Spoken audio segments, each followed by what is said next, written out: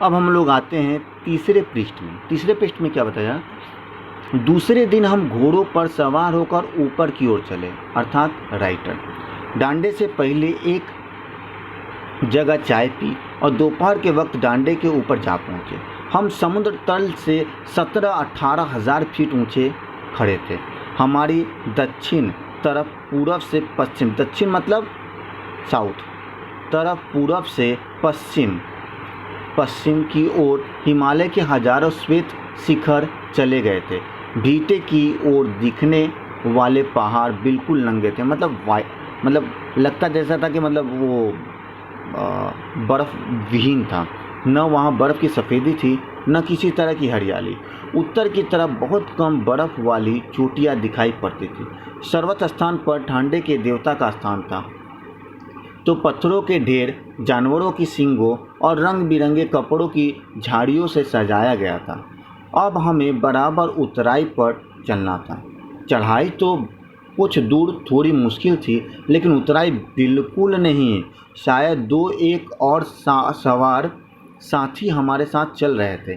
मेरा घोड़ा, मतलब राइटर का घोड़ा, कुछ धीमे चलने लगा।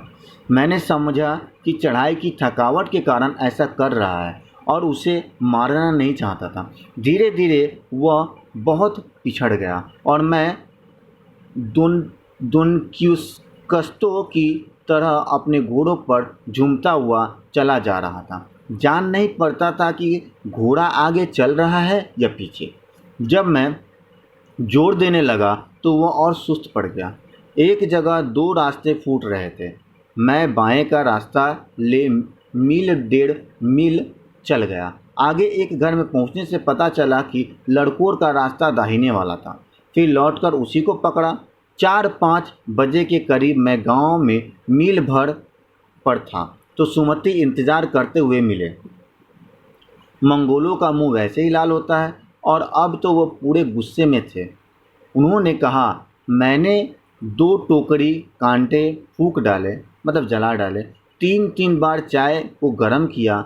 मैंने बहुत नरमी से जवाब दिया, लेकिन मेरा कसूर नहीं है मित्र। देख नहीं रहे हो कैसा घोड़ा मुझे मिला है? मैं तो रात तक पहुंचने की उम्मीद रखता था। खैर, सुमति को जितनी जल्दी गुस्सा आता था उतनी ही जल्दी वह ठंडा भी हो जाता था। लड़कोर में वह एक अच्छी जगह पर ठहरे थे। यहाँ भी उनके अच्छे यजमान थे। पहले चाय सत्तू खाया गया, रात को गर्मा गर्म थुक्का मिला। देखिए, यहाँ पर बताया जा रहा है कि अब वो पहाड़ों की ऊंची श्रृंखला पर वो पहुँच जाते हैं, राइटर और सुमति। लगभग धरती से 17-18 हज़ार फीट की ऊंचाई पर। चढ़ना तो मुश्किल था ही, लेकिन उतरना और ज़्यादा मुश्किल था। और उतराई इतनी कठिन थी कि वो डरते थे, लेकिन किसी कारण वो घोड़ों के द्वारा वो नीचे उतरते हैं। उतरने के दौरान बताया जाता है कि उनका घोड़ा जो है बहुत सुस्त था। सुस्त मतलब बहुत लेजी था। और सुमति जो है अपने घोड़े को लेकर वो आगे चले जाते हैं और वो अपने घोड़े के साथ धीरे धीरे धीरे धीरे आगे बढ़ते हैं। धीरे धीरे आगे बढ़ने के कारण सामने 2 रास्ता दिखाई देता है, एक दाहिने जाने का, एक बाएं जाने का।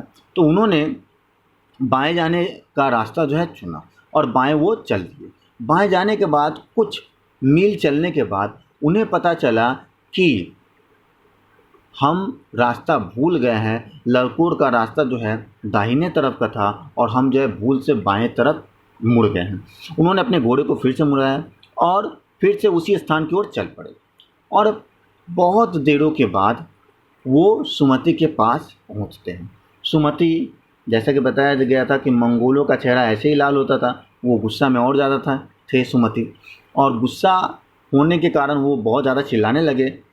लेकिन राइटर बोलते हैं कि मित्र, गलती मेरी नहीं है, ये मेरे सुस्त घोड़े की है।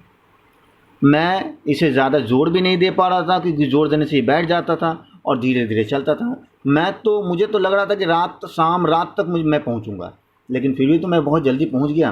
तो वो ये सुमति बोलते हैं कि आपके चक्कर में मैं कितने गांडे फूंक डाले और चाय भी कितनी बार गर्म कर दी। तो बोलते ठीक है, कोई बात नहीं है। तो वो क्या करते हैं, ठीक है, वहाँ पर वे लोग एक अच्छे जगह पर रुकते हैं, वहाँ पर चाय सत्तू खाते हैं और रात के समय धुक्का भी पीते हैं, ठीक है। और वहाँ पर भी सुमति के यजमानों की संख्या कम नहीं थी। यजमान का मतलब ये हुआ कि जैसे मैंने बताया था कि परिचित लोग। एक्चुअली क्या होता ना कि सुमति जो थे वो बाहर से एक धागा जैसा होता है जो पूजा पर्वों में इस्तेमाल किया जाता है, वैसा ही धागा वो वहाँ के गांव के लोगों को बेचा करते थे, दिया करते थे, और उन्हीं से जो पैसा वगैरह मिलता था उनका परिवार चलता था, ठीक है।